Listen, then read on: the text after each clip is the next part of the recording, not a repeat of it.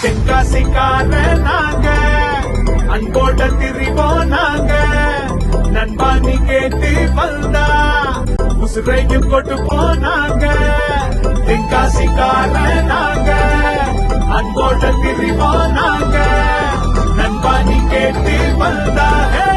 உசுரையும் கொண்டு போனாங்க நெல்லைக்கு நாங்க தான் செல்ல புள்ள இங்கிட்டு துளியேனும் பயமே இல்லை